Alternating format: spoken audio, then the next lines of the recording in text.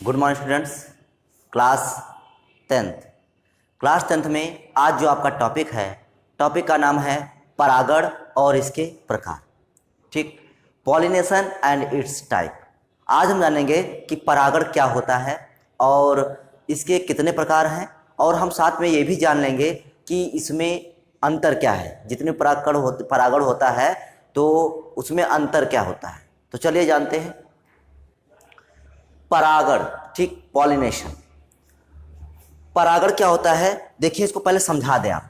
जैसे ये कोई पुष्प की स्ट्रक्चर है,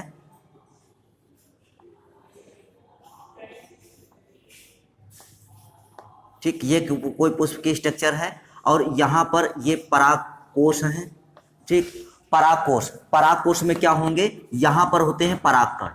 ठीक, तो ये क्या है, परागकोश है आपका, परागकोश है। और ये क्या है, परागकण है, परागकण है ये। ठीक, परागकण, ये परागकोश है ये, और ये परागकण है आपके। ठीक, ये आपका क्या है, वर्तिकाग्र है। ये क्या है आपका, वर्तिकाग्र है। तो देखिए परागकोश से परागकण, परागकोश से परागकण निकलकर वर्तिकाग्र पर पहुंचने की क्रिया को परागण कहते हैं। बस यही परिभाषा आपके लिखी है। पुष्प, क्योंकि ये फ्लावर है तो पुष्प के परागकोश से परागकण निकलकर पुष्प के वर्तिकाग्र पर पहुंचने की क्रिया को परागण कहते हैं। आप इसको इससे आसानी से याद रख सकते हैं कि परागकोश से परागकण निकले और निकलकर कहां पहुंचे, वर्तिकाग्र पर पहुंचे। किसके वर्तिकाग्र पर, पुष्प के वर्तिकाग्र पर पहुंचे। तो परागकोश से परागकण निकलकर पुष्प के वर्तिकाग्र पर पहुंचने की क्रिया को परागण कहते हैं। ठीक, तो ये हो गया आपका परागण। फिर परागण कितने प्रकार का होता है, तो परागण दो प्रकार का होता है, स्वपरागण और परपरागण। ठीक, इसे इंग्लिश में कहते हैं self pollination and cross pollination. ठीक, मोस्ट इंपॉर्टेंट है self pollination and cross pollination. अब देखिए हम इनकी परिभाषाओं को नहीं याद करेंगे, क्यों, क्योंकि हमने इसका अंतर लिख दिया है। अगर अंतर आपको याद है तो इसकी परिभाषा, मतलब इसके विषय में, तो स्वपरागण के विषय में आसानी से लिख लेंगे। स्वपरागण क्या है कि स्वपरागण में जितने भी पॉइंट दिए हैं सबको मिला के लिख दिए, स्वपरागण लिख जाएगा आपका। पर परागण में जो अंतर लिखा हुआ है इसके सभी पॉइंट बढ़ाकर या ऐसे लिख दीजिए, पर परागण को ही लिख दीजिए ऐसे, तो ये भी आपका पर परागण हो जाएगा। इसमें क्या है, आपको अंतर भी समझ में आ जाएगा और स्वपरागण क्या होता है ये भी समझ में आ जाएगा, और परपरागण क्या होता है ये भी समझ में आ जाएगा। तो देखते हैं स्वपरागण और परपरागण में अंतर क्या है। एक तरफ स्वपरागण और दूसरी तरफ परपरागण। इंग्लिश में से क्या कहेंगे, difference between self pollination and cross pollination. ठीक, पहला पॉइंट स्वपरागण। देखिए स्वपरागण में होता क्या है, ये जो हमने आपको परागण दिखाया ये क्या है, ये स्वपरागण का ही है। देखिए इसमें क्या है, हमारा फ्लावर कितना है, फ्लावर तो एक ही है, मतलब हमारा जो पुष्प है वो एक है। ठीक, तो इसी पुष्प के परागकण है और इसी पुष्प का वर्तिकाग्र है, मतलब इसी पुष्प के परागकोश से परागकण निकलकर इसी पुष्प के वर्तिकाग्र पर गिर जाए। मतलब पुष्प कैसा हो, एक ही हो, उसी पुष्प का परागकोश हो, उसी पुष्प के परागकण हो और उसी का वर्तिकाग्र हो, तो इसे क्या कहेंगे, स्वपरागण कहेंगे। ये तो हो गई एक पुष्प के बीच। अब जैसे मान लेते हैं कोई एक पौधा है, ठीक, और उसमें कई पुष्प लगे हुए हैं, ठीक, कई फ्लावर लगे हुए हैं, और वो अगर अपने परागकण अपने ऊपर डाल रहे हैं तब भी ये स्वपरागण, और अगर अपने ही पौधे के किसी दूसरे पुष्प पर डाल रहे हैं तब भी ये स्वपरागण। पौधा एक ही होना चाहिए। स्वपरागण में क्या होगा, पौधा एक ही हो सकता है, फूल अलग अलग हो सकते हैं। जो फ्लावर है, फ्लावर अलग अलग हो सकते हैं या एक हो सकता है, लेकिन पौधा कैसा होगा, पौधा हमारा एक ही होगा। ठीक, पौधा एक हो सकता है, और जो फूल हो सकते हैं तो फूल उसमें एक पौधे में भी हो सकता है, मतलब एक पुष्प में भी हो सकता है, और उस पौधे के दो पुष्पों में भी हो सकता है। तो वही लिखा हुआ है, एक ही पुष्प में, मतलब एक ही पुष्प, जैसे ये हमारा पुष्प है तो एक ही पुष्प में, या एक ही पौधा, पौधा एक है, एक ही पौधे के दो पुष्पों के बीच। देखिए ये एक पुष्प और ये दूसरा पुष्प, तो दूसरे पुष्प मतलब दो पुष्पों के बीच में। तो जो स्वपरागण की क्रिया होती है वो एक ही पुष्प में या एक ही पौधे के दो पुष्पों में होती है। पर परागण क्या होता है, दो अलग अलग पौधों पर लगे पुष्पों के बीच होती है। मतलब इसमें जो पौधा एक ही जाति का होगा लेकिन वो पौधा अलग अलग होंगे। जैसे एक पौधा यहाँ पर लगा हुआ है और एक पौधा जैसे 100 मीटर की दूरी पर लगा हुआ है, तो ऐसा क्या होगा कि इसके परागकण निकल कर किसी भी माध्यम के द्वारा, जैसे वायु के द्वारा, कीटों के द्वारा, जंतुओं के द्वारा, किसी भी माध्यम से दूसरे पौधे के वर्तिकाग्र पर पहुंचेंगे। ठीक, तो मतलब इसमें क्या होगा, इसमें पौधे भी कैसे होंगे, अलग अलग होंगे। तो इसमें एक पौधा अलग होगा और दूसरा पौधा अलग होगा, जबकि इसमें कैसा पता, जिसमें क्या था, एक ही पौधा था। ठीक, इसमें एक ही पौधा होगा और इसमें अलग अलग पौधे होंगे, बस दोनों में इतना अंतर है।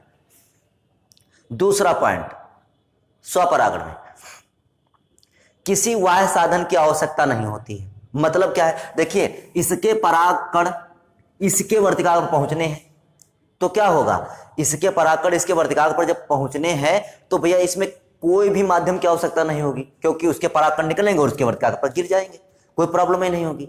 लेकिन अगर हमको एक पौधा यहाँ पर है और एक पौधा जैसे 100 मीटर की दूरी पर है, तो हमको यहाँ से परागकण वहां पर पहुंचाने हैं या उस पौधे को परागकण दूसरे पौधे पर पहुंचाने हैं, तो उसको किसी माध्यम की तो जरूरत पड़ेगी। जैसे उसको काय की जरूरत पड़ सकती है, कीटों की जरूरत पड़ सकती है। कोई कीट आया, इस पौधे पर आकर बैठा, फिर उड़ के फिर वो दूसरे पौधे पर जाकर उड़ के बैठे जाके, तो क्या होगा, तो उसके जो पैर होंगे, पैरों में परागकण लग जाएंगे और वो जब दूसरे पौधे के ऊपर बैठेगा जाकर, तो उसके वर्तिकाग्र पर जब बैठेगा तो उसके परागकण जो उसके पैरों में लगे हुए थे वो उसके वर्तिकाग्र पहुंच जाएंगे।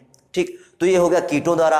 वायु द्वारा क्या होगा कि बहुत तेजी से हवा चली, बहुत से सैकड़ों हजारों की संख्या में परागकण बने थे, बहुत हल्के थे, हवा में उड़ के दूसरे पौधे के वर्तिकाग्र पर जाकर गिर गए जाके, तो वायु के द्वारा हो गया। जल द्वारा, जो पौधे जल में पाए जाते हैं वो क्या करते हैं, अपने परागकण जल में डाल देते हैं और पानी की जो तरंगे उड़ती रहती हैं उसी के माध्यम से वो परागकण किसी दूसरे पौधे के वर्तिकाग्र पर पहुंच जाते हैं।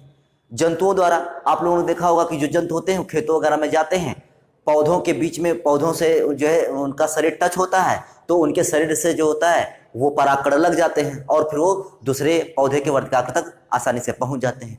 तो इसमें पर परागण में जो परागकण होते हैं उनको दूसरे पुष्प पर पहुंचने के लिए माध्यम की आवश्यकता होती है। ठीक, तो इसमें साधन की कोई आवश्यकता नहीं होती है और उसमें वाह्य साधन की आवश्यकता होती है। अगला, इसमें पुमंग व जायांग एक साथ परिपक्व होते हैं। देखिए जैसे ये परागकोश है, मतलब ये क्या है, पूरा हमारा जो है इसका समूह क्या कहलाता है, पुमंग, मतलब नर जननांग, और ये क्या है हमारा, ये मादा जननांग का एक हिस्सा है।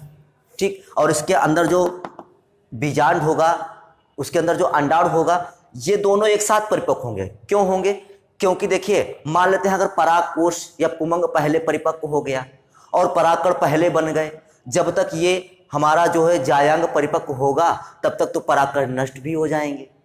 तो अगर दोनों एक साथ परिपक्व हो जाएंगे तो होगा क्या कि दोनों एक साथ परिपक्व हो जाएंगे तो इसके परागकण इस पर गिर जाएंगे वर्तिकाग्र पर और इसमें निषेचन की क्रिया संपन्न हो जाएगी।